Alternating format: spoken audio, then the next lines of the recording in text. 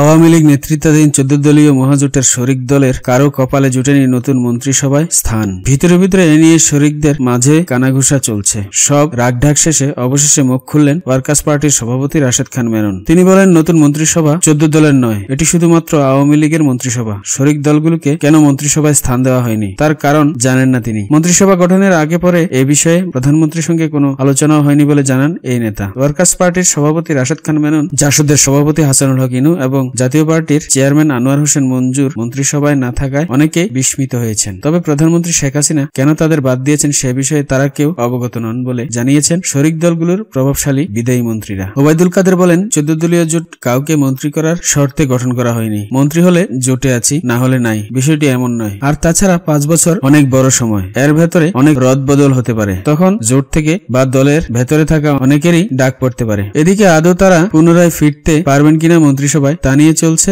দলগুলোর মাঝে আলোচনা। তবে শরিক দলগুলোর একাধিক নেতার সঙ্গে নাম না জানানোর শর্তে কথা বলেছেন। দলের মাঝে এ নিয়ে এক ধরনের চাপা ক্ষোভ তৈরি হয়েছে। কি জন্য তারা বাদ পড়েছেন কর্মীদের কাছেও অজানা। এর আগে রবিবার মন্ত্রিপরিষদ সচিব মোহাম্মদ শফিউল আলম সচিবালয়ে সংবাদ সম্মেলনে নতুন মন্ত্রিপরিষদ সদস্যদের তালিকা আনুষ্ঠানিকভাবে ঘোষণা করেন। নতুন মন্ত্রিসভায় মন্ত্রী, প্রতিমন্ত্রী ও উপমন্ত্রীদের নাম ঘোষণা করা হয়েছে। প্রধানমন্ত্রী শেখ হাসিনা সহ মন্ত্রিসভার 47 সদস্যের তালিকা ঘোষণা করেন তিনি। ঘোষণা অনুযায়ী বিদায়ী মন্ত্রিসভায় থাকা সমাজকল্যাণ মন্ত্রী রাশেদ খান মেনন, তথ্যমন্ত্রী হাসানুল হক ইনু ও আনোয়ার হোসেন মঞ্জু নতুন মন্ত্রিসভায় নেই। এরশাদের নেতৃত্বাধীন জাতীয় পার্টির পরিবেশ, বন ও জলবায়ু পরিবর্তন মন্ত্রণালয়ের মন্ত্রী ব্যারিস্টার আনিসুল হক মাহমুদ, স্থানীয় সরকার প্রতিমন্ত্রী মশিউর রহমান রাঙা ও শ্রম প্রতিমন্ত্রী মজিবুল হক চুন্নুও বাদ পড়েছেন। মেনন আরো বলেন, তবে তার মনে হয়েছে প্রধানমন্ত্রী তার নতুন মন্ত্রিসভায় তরুণদের বেশি স্থান দিতে চেয়েছেন। জোট শরিক নেতাদের স্থান না দেওয়ার ক্ষেত্রে হয়তোবা বয়সের বিষয়টিকে বিবেচনায় নিয়েছেন। কেননা আওয়ামী লীগ ছাড়া 14 দলের অন্য শরিক দলগুলোর নির্বাচিত শীর্ষ নেতাদের অধিকাংশের বয়সী 70-এর উপরে। এটাও অন্যতম কারণ হতে পারে বলে জানান এই নেতা।